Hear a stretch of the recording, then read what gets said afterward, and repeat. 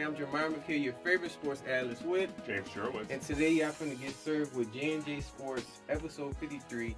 Today I have a very special guest, my man Byron, man. He's actually, fun fact about him, he was one of my trainers at the station I'm at now. Let him know about yourself right quick, man. What's up? Like you said, my name is Byron. I'm a big Astros Texans fan. Mainly with basketball, I was really a Celtics fan because of KG. But after a while, when the NBA started having like the same final rematches over and over, I kind of faded away from basketball. But now I just support the Rockets. But really, I just want good basketball, really, man. That's really it is. And a different finals matchup year to year, I would like for the most part. But, Definitely. But you guys, we're gonna get right into it, you guys. Before we do, make sure y'all like this video, subscribe. Let's get into it. Our first topic, and we haven't covered this at all. Like, this is our very first topic in this WWE wrestling. So the top 10 wrestlers of all time list has just been released, and it was a recent event with WrestleMania that was this over the weekend. Let's just kind of go into the list. So it was Hulk Hogan for number 10. Number 9, it was Roddy Piper, Shawn Michaels, The Rock, Bruno Sammartino, John Cena, The Undertaker, Randy Savage, Steve Austin, and Bret Hart. James, how you feel about this list? Do you feel like, is it accurate? I feel like 5 names are missing. Definitely Bill Goldberg, Chris Jericho, Paul Levesque, also known as Triple H. Yeah. And then we have Kevin Nash and Paul White, who's also known as The Big Show. But when he was with WCW, he was known as Giant. Gotcha. What about you, Byron? How you feel about the list?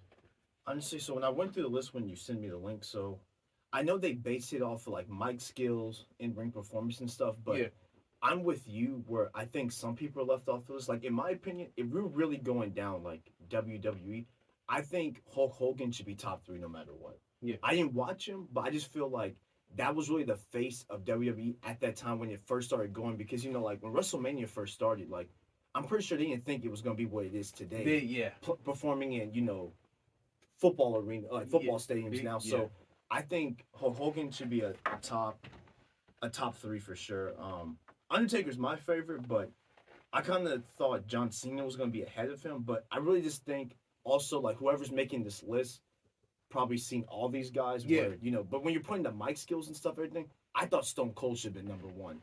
That's who I thought. But, but the list was all good. It's just that the only change I would have made on this top 10 was Hulk Hogan gets moved top 3, but I didn't really get to see Randy Savage. So, like, seeing his name in the top 10 where most people who I've watched wrestling their whole life don't really mention him. So, for me, that was kind of a surprise, but, like, no disrespect. It's just that I'm not familiar with them. So, Got you. Same with Bruno.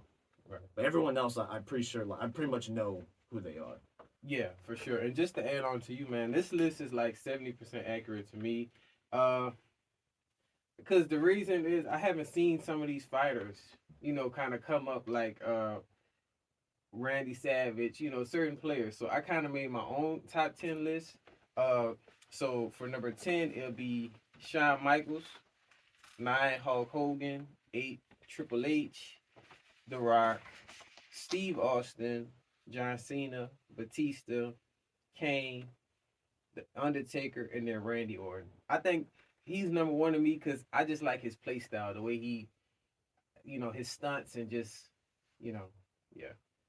I definitely agree with Batista being on that list. That's one that I'm surprised they didn't add on him, but that's just... What do y'all think about wrestlers who venture off into acting?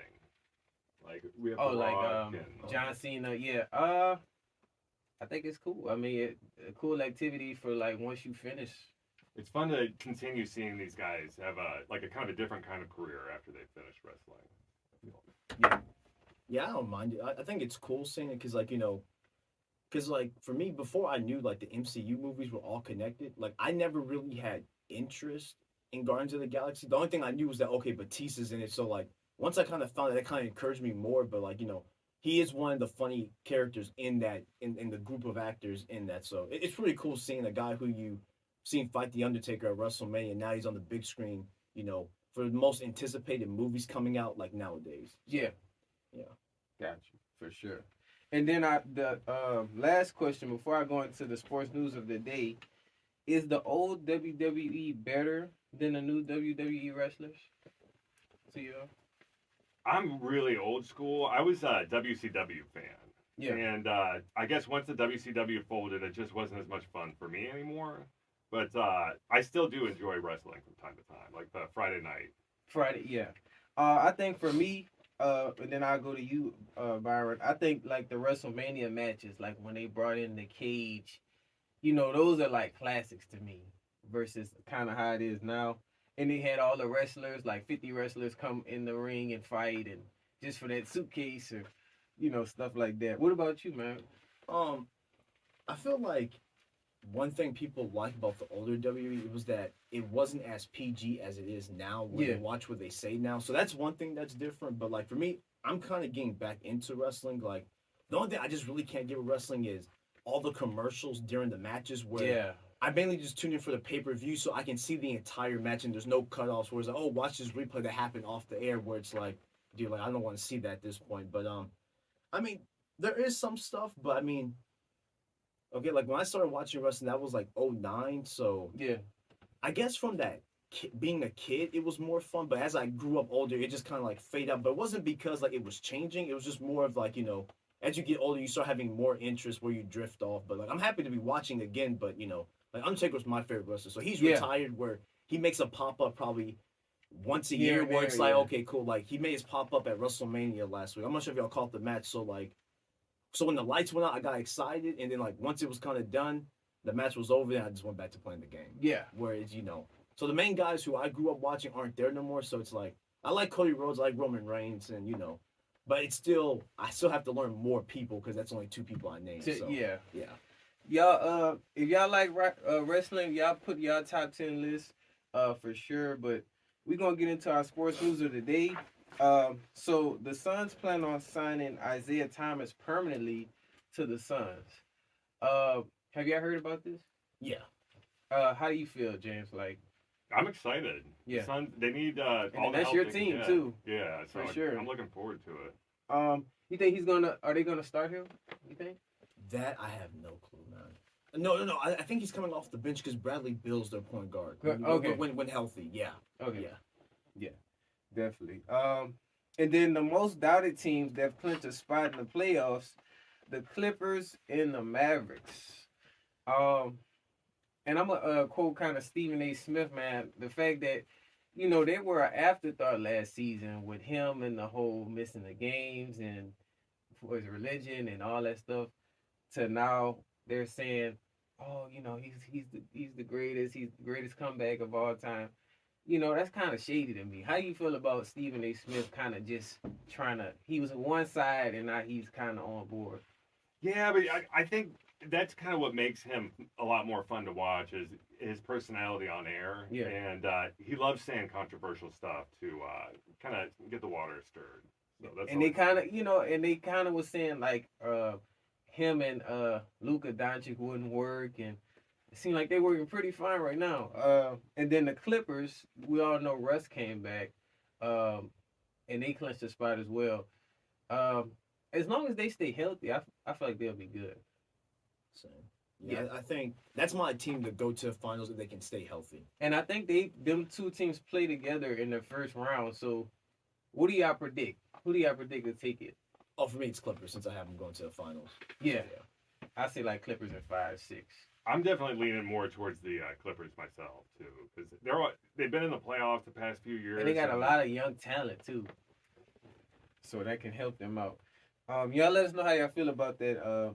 Kyrie Irving and the Mavericks, and then the last one, man. Kentucky freshman guard Rob Dillingham has declared for the 2024 NBA draft. I mean, freshman year, that's pretty. You think he'll be good? I think so, but it is always good to spend a little bit of time in college, just kind of getting polished up. Just to see, yeah. How you feel about him declaring this early? Oh, so I'm a Kentucky fan, so I'm not surprised by this since even though Coach Cal has gone to Arkansas now, but that's what like he implemented was like the one and done system. But I believe Rob is projected to go like second overall. Yeah. but obviously we have to wait for the lottery and stuff. But yeah, I think he's right. He has the talent where, even though like with the NIL and stuff, there was no way he was staying. Yeah. There was no much money Kentucky could pay him to stay with how much he's going to make on that rookie contract. But I'm happy for him. Yeah. But I'm just kind of happy that Kentucky's kind of moving into a new era now. 'Cause I think it's time. So. Yeah, it makes sense. Because the one and done era, in my opinion, isn't the way to go like it used to. Yeah. So y'all let us know how y'all feel about that, him declaring for the draft.